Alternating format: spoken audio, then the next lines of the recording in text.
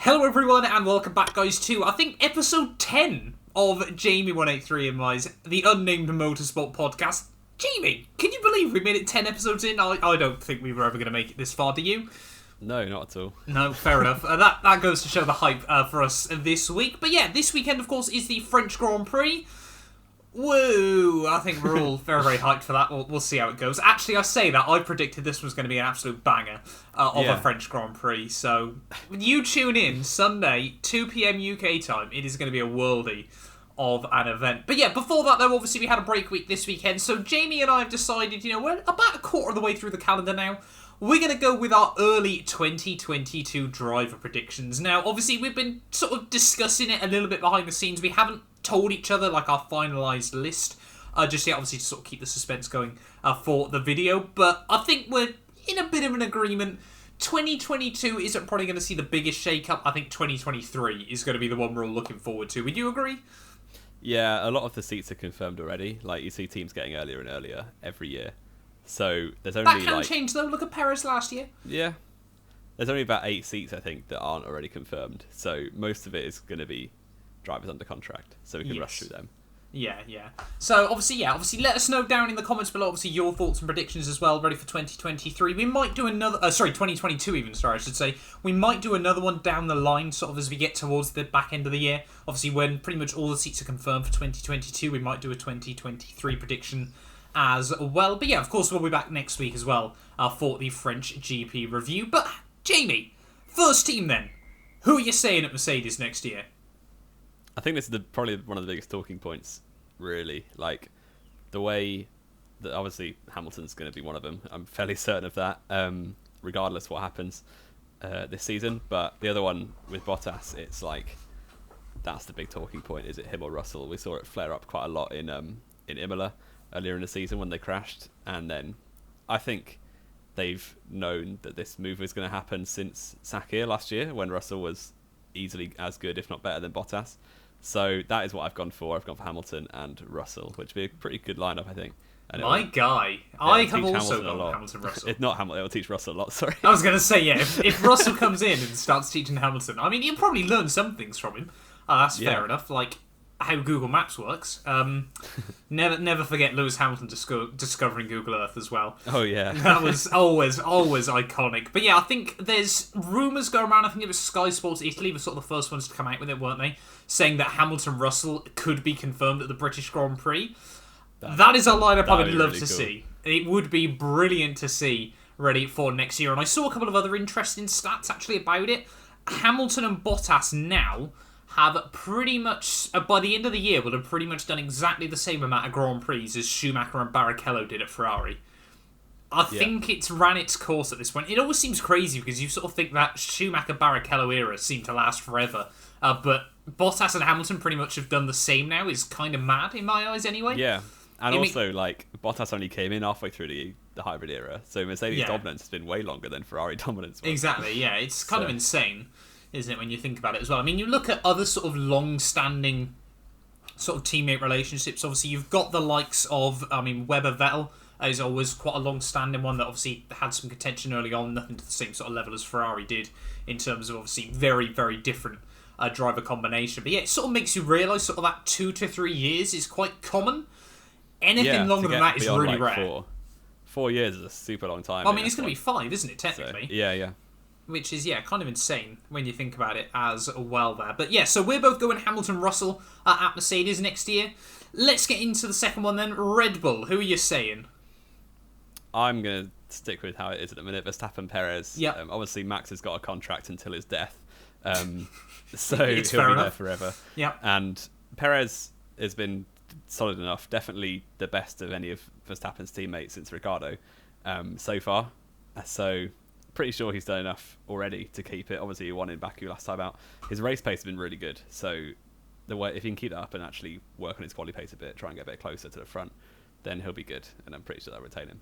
Yes, yeah. And that, I also had Verstappen Perez. I really, really ummed and ahed whether they put Gasly in. For 2 reasons I don't believe they will. Perez is A, doing a better job anyway, and B, I don't think Helmut Marko is going to admit that he probably should have kept Gasly on a bit better, because, I mean, Gasly is absolutely slapping it up at AlphaTauri at the moment. Still, you're bringing all the propaganda this week. I'm bringing a fair bit of Gasly propaganda. I do honestly believe for Gasly though, there's going to be talks come the end of the year going, if I'm not in a Red Bull for 2023, I'm out. I mean, Alpine are knocking on the door. Let's be fair, he's French. He's much better than Ocon. He is French, Jamie. You're absolutely right.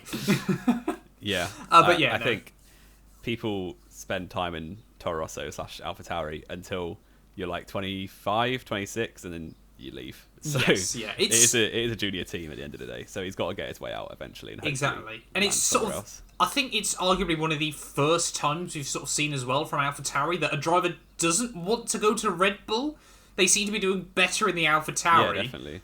But they're probably going to lose him soon enough. And we've seen that with Red Bull before, where they've lost a couple of really good drivers. I mean, we've seen it more with the Mercedes driver academy, to be honest. And I think unless Mercedes put Russell in for next year, he could be on the move as well. But yeah, this is sort of where like the driver academy stuff always gets a bit complicated as well, doesn't it?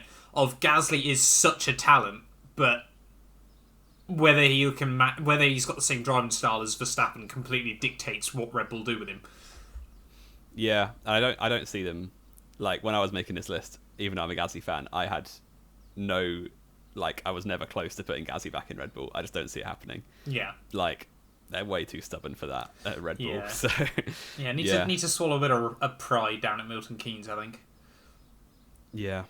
Yeah. Anyway, moving on then. Team number 3. We're going with Ferrari for this one. Ferrari, I think, but they've already confirmed both their drivers. Exactly. It's going to be Sainz and Leclerc. They're both doing a good enough job, I think, as well. It's completely justified that we keep both those guys in ready for next year. Next up then, McLaren, Ricardo Norris. I'm pretty certain they're both confirmed. There's no surprise there. Alpine, who have you gone with Alpine then? Alpine. Alonso is under contract. Yep. So he's one of the drivers. He's actually done pretty well this season so far, despite being don't put him under the Vettel umbrella of he's had 1 or 2 good races and suddenly he's great.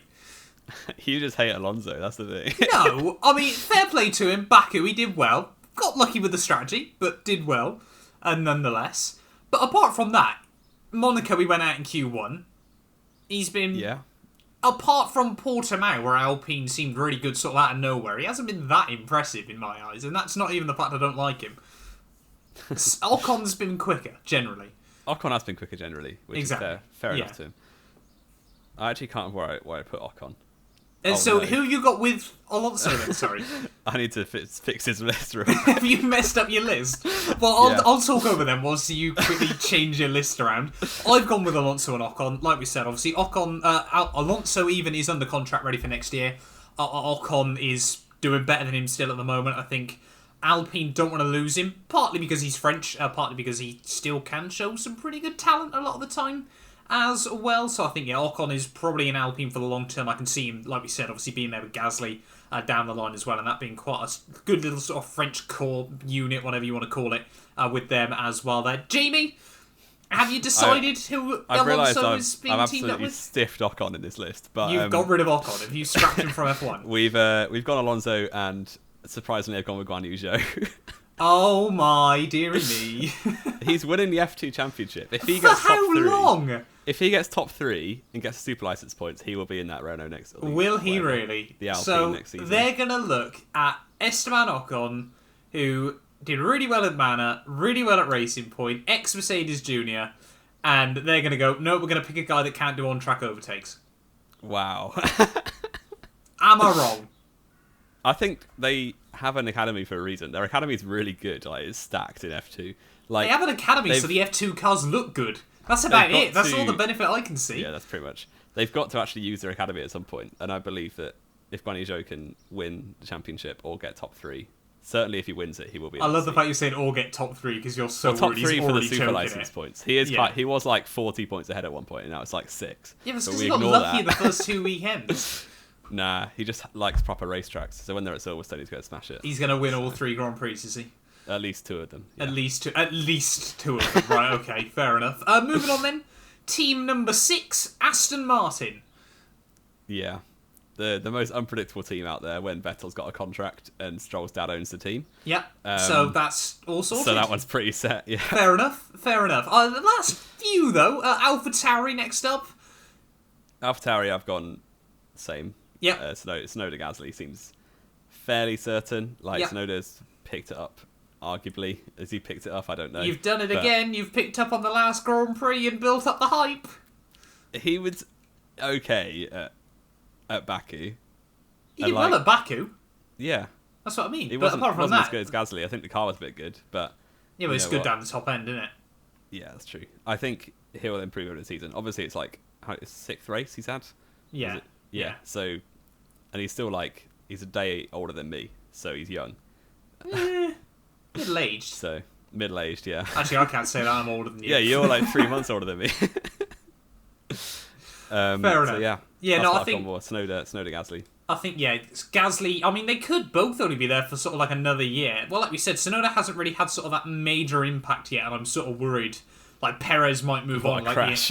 No, I'm more worried that what's going to happen to Tsunoda is the same that we've seen with the likes of Gasly and Albon. Is Perez is going to leave at some point. Tsunoda's going to get the call up and then just not deliver at Red Bull and be racing in GT3 cars or whatever that Albon's doing now, which is going to see because Albon is criminally underrated, I think.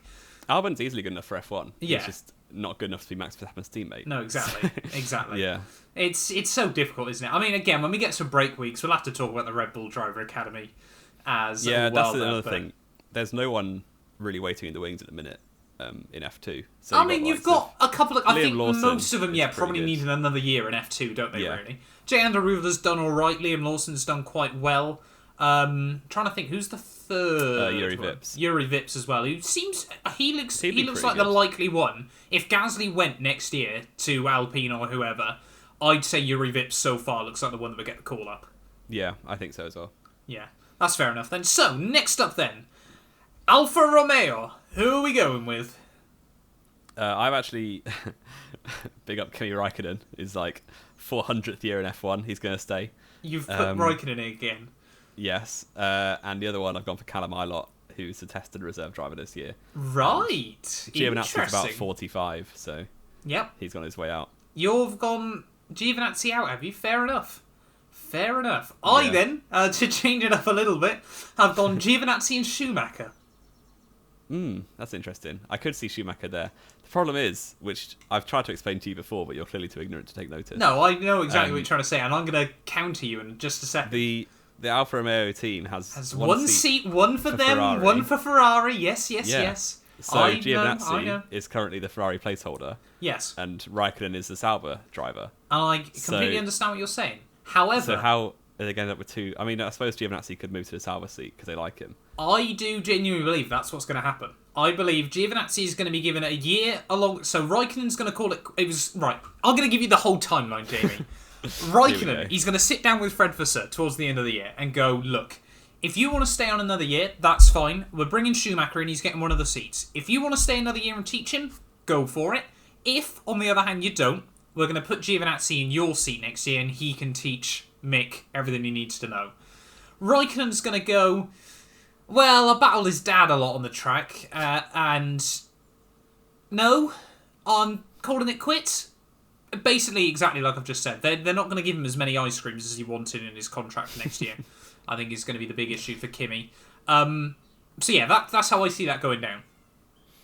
Yeah, the thing is, I think if Raikkonen is given the chance to work with Mick Schumacher, I think he'll probably take it. Really? So, I can see Raikkonen not really caring. He goes, Schumacher, I recognise that name from somewhere. Can't think where though. Yeah, was he a guy I used to go to the pub with? Yeah, I don't know. I think Giovinazzi is like pretty one of the worst drivers on the grid. Yes, I completely agree. And Kimi's still got a bit more to give, I think. We've been saying this for about 6 years now. Kimi's got nothing left to give, man, honestly. Apart from some funny interviews and far too many, what's the word? Nordic countries to love him for some reason, and then social introverts as well. Not just the Finns. The we Swedes. love Kimi. He's a good guy. Yeah, he's all right, I suppose. Bless him. And also, you were saying in the meeting with the Alfa Romeo boss, Fred Vasseur, we're bringing Schumacher in. Oh, sorry, Michael Schumacher. Michael Schumacher. Yeah, exactly. So, before this completely derails itself, it certainly is. It's a great reference, though. To anyone that gets that, I'm very, very proud. Moving on, then. Team number 9, we're going to Williams. Jamie, who are you saying? Oh. Yeah, have you forgot Latifi. Williams exist? No, I have remembered. I expected Haas first because that's what I've got on my list. Oh, fair enough. I was going off the Constructors' Championship, but Oh, yeah, Haas overtook him, didn't they? Yeah. What eggery. Williams, Latifi has a contract, unfortunately, so he'll be sticking around. And I've actually panicked and gone for Esteban Ocon because I realised I dropped him from F1 by accident. So he's now chilling at Williams. I believe he's still a Mercedes driver. No, he is not. There were rumours earlier in the season of Mercedes looking at him Mercedes were looking at him again, yeah, but he's not a Mercedes driver anymore. Well, he'll be kicked out for the much better Guan Yu Zhou at Alpine, so he's going to end up looking for a seat and end up at Williams. Right. So there we go. Right, fair enough. So you're going Latifi and Ocon. That's a bit of a panicked one because I realised that Ocon got dropped from F1. I was going to say... if it happens, I'll claim it. I've gone Latifi and Bottas. Right. I don't see Bottas. You genuinely believe Bottas is going to go from Mercedes to nowhere at all? But why would you stay? If you've been driving the fastest car for 5 years, why would you go and drive for Williams again? Well, did you say that about a lot of drivers, though? You could look through history. Not many drivers really leave at the top still. Normally they're still at a good team. Yeah, but he came back, didn't he? Yeah, but the first time round he left at the top. Yeah, but the first time round doesn't count if he came back. You've got Mansell, he left at the top. Prost left at the top. Did Mansell leave at the top? I thought he couldn't fit into a McLaren after he left. Although Mansell left F1 like 8 times, didn't he? Mansell won his last full season, didn't he? Did he? I think so. Let me Google that. Do some research. Yeah. I thought he did 1 year at McLaren afterwards and it was a disaster. So he won at Williams. Right, here we go. Let's have a look. So he drove for Williams in 1992. Obviously won the world title, if I remember correctly. Yep. He then rejoined Williams in 1994 during kart. Then obviously went to McLaren for 1995. He couldn't fit in the car to begin with. Which is, I remember that. Yep. Was that the one when he booked plane tickets early? No, that was Ferrari back in 1989 because they brought the new semi-automatic gearbox and it just didn't work, and then suddenly survived the Grand Prix. Yeah, that it was going to break down. Yeah. Well, should we move on from Nigel Mansell? Mansell, he chose to retire with 2 races after just 2 races with the team. So technically, he won his last full season. But when you keep rage quitting after that, it's kind of not the same, is it? Mika Hakkinen, he left at the top. I'm just disproving your point over and over. Yeah, but he didn't because he didn't win. If you listen to me, I said a lot of drivers will stay at a good team, and then when they've lost a world title, then they'll leave. Well, Bottas never had one to begin with. Yeah, but I just don't see him quitting fully because Bottas still deep down believes he's going to be world champion. Well, he's had plenty of chances. Williams will have him back for a year. Do you think he's got more chance at Williams or Mercedes? No, I believe he doesn't have a chance anywhere. That's true. It's as simple as that. Right. Oh, well, I don't like Bottas at all. He's terrible. No, you don't. I'm not a particularly big fan of him. He's not exactly young. I think he's like 33. He's not young. Oh, I think he's 31, isn't he? Let me have a look. Get away from Nigel Mansell. He is 31. Wow, he's a bit younger than I thought, actually. Fair enough. Yeah, he's not been in F1 that long. When you think about retired at 31, so... Yeah, but he actually went out on top. Rosberg was a chicken. Anyway, this is completely gone off the rails, hasn't it? Final team then, Jamie. Anyway. Let's try and bring it back a bit. Haas. Who are you going with? Nikita Mazepin and Mick Schumacher? Yes. Fair because enough. Schumacher, I haven't moved to Alfa Romeo, so he's got to be here. Exactly. I've gone with Mazepin and Schwartzman. They're going to go full motherland love down at Haas. Yeah, exactly. Yeah. Or not? No, you can't say Russia in Formula 1. What is it? The Russian Association Federation or something? Of the world or something, isn't it? Yeah. I've gone with that. I think Ferrari Driver Academy, they're going to want their engines still, of course. I mean, let's be fair, Haas's days, I think both of us are sort of, in conclusion, are potentially numbered unless they get bought out by someone. I can see Nikita Mazepin's dad just buying out the team, to be honest, as well. But Mazepin Racing or something. Mazepin Racing, yeah. That would be not fun for Formula 1.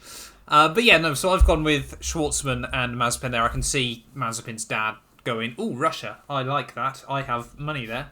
And going, I'll get another driver in and basically make the car completely Russian flags. As well, despite it pretty much already being a Russian flag at this stage of the team's life. But there we go then. That is Jamie and I's F1 2022 driver transfer predictions. It went off the rails, rather unsurprisingly. I feel like we say it at the end of every podcast at the moment, don't we? How many changes have you actually got out of interest? So I've got Schwartzman to Haas, Bottas to Williams, Schumacher to Alfa Romeo, and then Russell to Mercedes. And who's got dropped from F1 if Schwartzman come in? Raikkonen. Giovinazzi. Oh, Raikkonen, yes. Yeah. So the only one I've dropped... Bottas. Who I dropped? Bottas and someone else. And Giovinazzi. Oh, no, Giovinazzi. Yeah. God. If it's not been that mental. I've seen worse predictions than this, I think. Yeah, I'm sure you have. We've not gone like Hamilton to Renault, and has someone genuinely put that on YouTube? I haven't seen it, but I'd imagine so. Fair enough. But yeah, let us know, like we said, down in the comments below. Obviously, your predictions for 2022. Like we said, as the season starts to wind down, pretty much everything's sort of 2022. We might do one for 2023 as well. There's like a very, very early predictions for next year. But of course, we will be back next Tuesday after the French Grand Prix, obviously for the GP review as well. But thank you all. Jamie, anything to add quickly before we wrap up? It's coming home. It is coming. I was going to say that as well. It's coming home. Oh, that sums this podcast up today. Raikkonen's out. Bottas is going home. Football's coming back as well. You love to see it. We'll be back next week ready for the French GP review.